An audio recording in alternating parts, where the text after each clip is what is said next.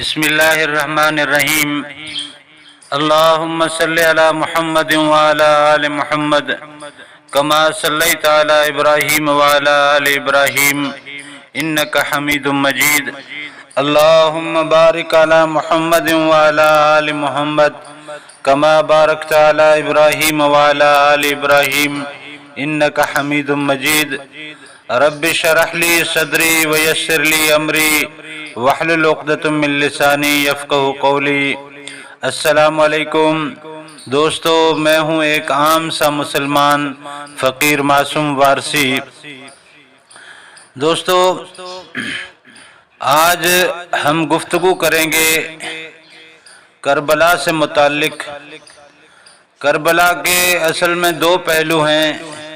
ایک ظاہری پہلو، ایک باطنی پہلو۔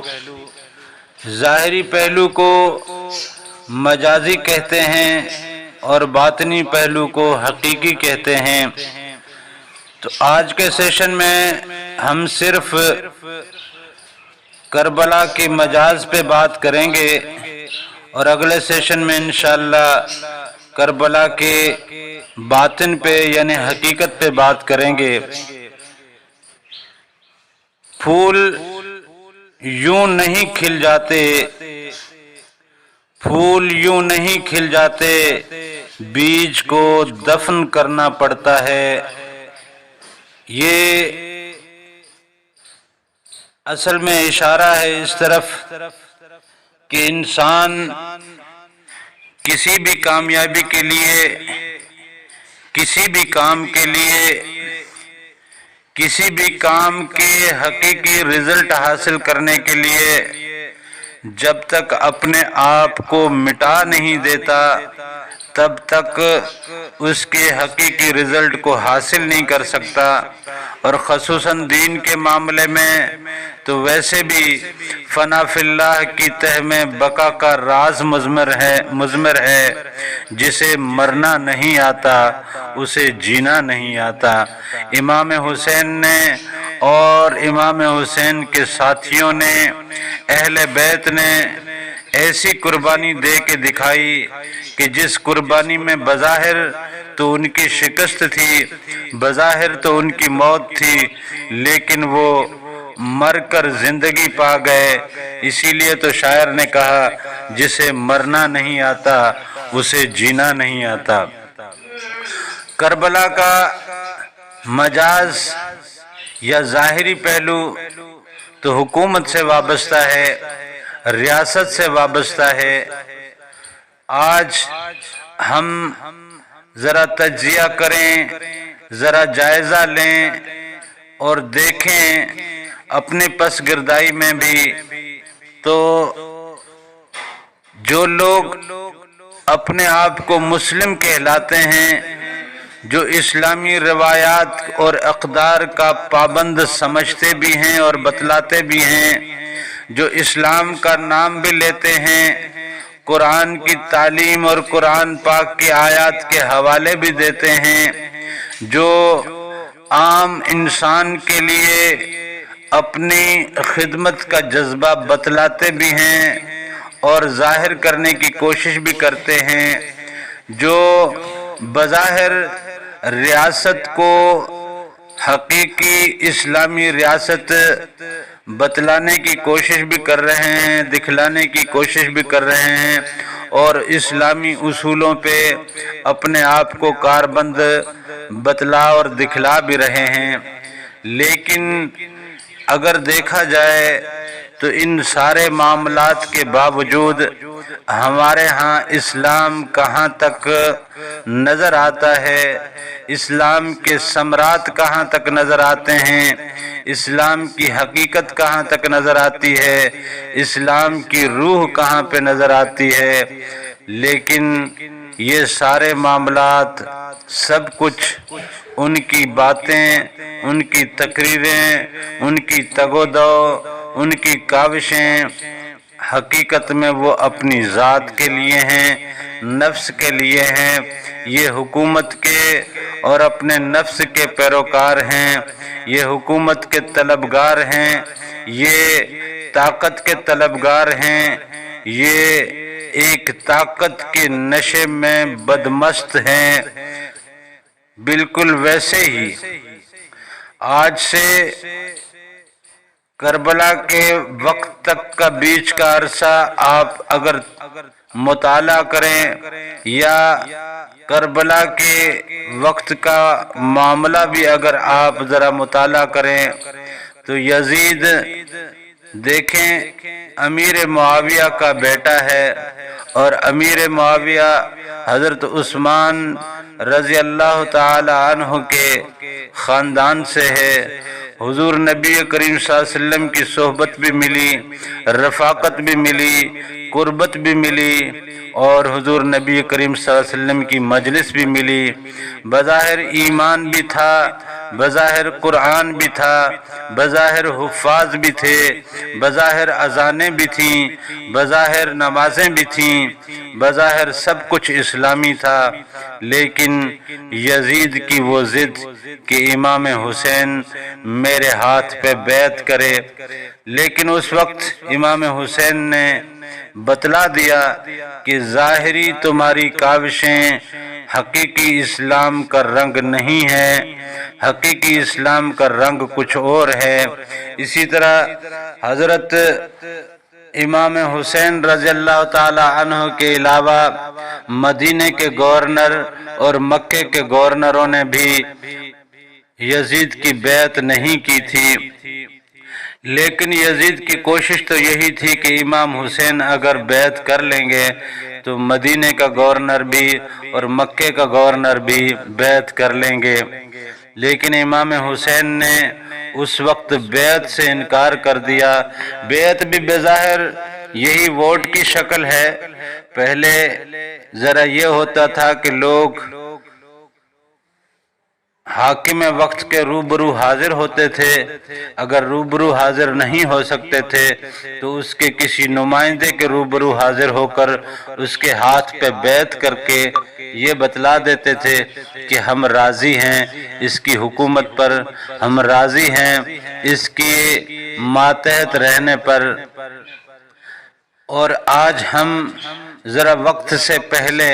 اپنی رضامندی اور بیعت دیتے ہیں، تب جا کے وہ لوگ حکومت کی باغ دوڑ سنبھالتے ہیں۔ معاملہ تقریباً وہی ہے، حساب کتاب تقریباً وہی ہے، اصول تقریباً وہی ہیں، دین بھی وہی ہے، اسلام بھی وہی ہے، قرآن بھی وہی ہے، اور معاملات کی ظاہری شکل بھی وہی ہے جو اس وقت یزید نے اسلامی رنگ اور اسلامی چولا پہنا ہوا تھا۔ لیکن دیکھیں یہ کیسا چولا تھا کہ جس نے نواسہ رسول کو، اہل بیت کو اس حد تک ایذا دیے کہ ان کے سر قلم کر دیے، ان کے ساتھیوں کے سر قلم کر دیے، معصوم علی اصغر کو شہید کر دیا۔ یہ تمام واقعات اس وقت رونما ان کا ہونا اور اس واقعے کا پیش آنا یہ قیامت تک کی دلیل ہے کہ ہمیشہ طاقت کے نشے والے نہ عورتوں کو دیکھیں گے، نہ بوڑھوں کو دیکھیں گے، نہ بچوں کو دیکھیں گے، نہ حق کو دیکھیں گے، وہ بس اپنی طاقت کے زوم میں، طاقت کے روب میں، طاقت کے نشے میں سب کو کچلنا چاہتے ہیں، سب کو اپنا ماتحت کرنا چاہتے ہیں۔ لہذا کربلا کی ظاہری صورت تو یہی تھی کہ حاکم وقت کے ہاتھ پہ بیعت کی جاتی، لیکن امام حسین نے ظاہری طور پہ بھی یہ بتلا دیا کہ نہیں، حاکم وقت کی بیعت ہر صورت ممکن نہیں ہے، چاہے وہ کلمہ گو ہو، چاہے وہ نیک نمازی کیوں نہ ہو، چاہے وہ قرآن پڑھتا ہو، چاہے وہ روزے رکھتا ہو، لیکن اس کی عادات اور اطوار اسلام سے بالکل منفرد ہیں، اسلام سے مترادف ہیں، اسلام کے مد مقابل ہیں، اس کے مزاج میں، اس کے طور اطوار میں، اس کے عمل اور کردار میں اسلام موجود ہی نہیں ہے۔ آج بھی اگر ہم دیکھیں تو آج بھی ہمارے پاس بالکل وہی رنگ موجود ہے کہ نام تو اسلام کا ہے اور انداز بھی اسلام والا ہی ہے، لیکن نہ تو ان میں اسلام ہے، نہ ان میں ایمان ہے، نہ ان میں کلمہ ہے۔ حالانکہ جنگ کے وقت بھی یہ حکم ہے کہ آپ جب کسی شہر کو یا کسی سلطنت کو فتح کرتے ہو تو فتح کرنے کے بعد آپ وہاں کے بوڑھوں، بچوں، عورتوں، جانوروں اور فصلوں کو نقصان نہیں پہنچاؤ گے۔ لیکن یہ آج کا اس وقت کا مسلمان حکومت کے نشے میں کیا کر رہا ہے؟ کربلا کی ظاہری صورت جو کل ہمارے سامنے تھی، جس صورت کو سمجھانے کے لیے امام حسین نے قربانی دی، اپنے ساتھیوں کو قربان کر دیا، جس نے کلمے کی خاطر، حضور نبی کریم صلی اللہ علیہ وسلم کی حقیقی دعوت کی خاطر اپنے کنبے کو، اپنے اہل و عیال کو اس طرح اذیتوں اور مصائب میں گھیر لیا، لیکن کبھی باطل کے ساتھ سمجھوتا نہیں کیا، کبھی باطل کے سامنے سر نہیں جھکایا۔ حاکم وقت نے اس وقت بھی کہا تھا کہ یہ باغی ہیں، یہ غدار ہیں۔ حاکم وقت آج بھی کہتا ہے کہ یہ لوگ باغی ہیں، یہ غدار ہیں۔ کل بھی وہ فوجی قیادت میں اپنے آپ کو سب سے زیادہ طاقتور اور سب سے زیادہ عوام کے خیر خواہ بتلاتے تھے، آج بھی اسی انداز سے ہیں کہ وہ اپنے آپ کو طاقتور اور عوام کا خیر خواہ اور ریاست کا وفادار بتلاتے ہیں، لیکن ریاستوں کی وفاداری حق کو چھوڑ کر نہیں ہوتی۔ اگر حق سے وفادار نہیں ہیں تو آپ ریاست سے بھی وفادار نہیں ہیں۔ یہی سبق کربلا کے ظاہر کا ہے کہ ہر صورت، ہر حال میں، ہر طرح سے آپ کے سامنے کوئی مسلم چولا پہن کے آ جائے تو آپ پر اس کی اطاعت واجب نہیں ہے۔ امام حسین نے یہ سبق دے کر قیامت تک کے لیے سمجھا دیا کہ کہیں بغاوت بھی کرنی پڑتی ہے، کہیں بیعت سے روگردانی بھی کرنی پڑتی ہے، کہیں اپنے آپ کو مٹانا پڑ جائے تو مٹا بھی دیا جاتا ہے، کہیں اپنے اہل و عیال کو مصائب اور آلام میں جھونکنا پڑے تو جھونک دینا چاہیے، لیکن کبھی باطل کے سامنے سر تسلیم خم نہیں کرنا، کبھی باطل کو تسلیم نہیں کرنا۔ یہی کربلا کا ظاہری رنگ ہے، یہی کربلا کا ظاہری سبق ہے۔ میں نے انتہائی اختصار کے ساتھ آج کی گفتگو آپ کے سامنے رکھی ہے، لیکن کل ہم انشاءاللہ، بلکہ آج کے شام کے سیشن میں انشاءاللہ ہم کربلا کے باطن پہ بھی گفتگو کریں گے کہ کربلا کا باطن اصل میں کیا ہے، یہ واقعہ کیوں رونما ہوا، اور اس کے رونما ہونے میں اللہ تعالیٰ نے کیا راز رکھا تھا کہ اس واقعے کا علم حضور نبی کریم صلی اللہ علیہ وسلم کو بھی تھا کہ وہ اپنے دوش پہ سوار رکھتے تھے، وہ ان کو اپنے کندھوں پہ سوار رکھتے تھے اور کہتے تھے کہ یہ میرا حسین شاہ سوار ہے، یہ حسین شاہ سوار ہے۔ وہ اس وقت بھی اس معاملے کو سمجھتے تھے اور اس کے باوجود بھی انہوں نے اس معاملے اور اس واقعے کے وقوع پذیر ہونے میں کبھی کسی طرح سے بھی کوئی پلاننگ نہیں کی، تو اس کا مطلب باطنی طور پہ اس کا کوئی بہت بڑا سبق موجود ہے، اور وہ سبق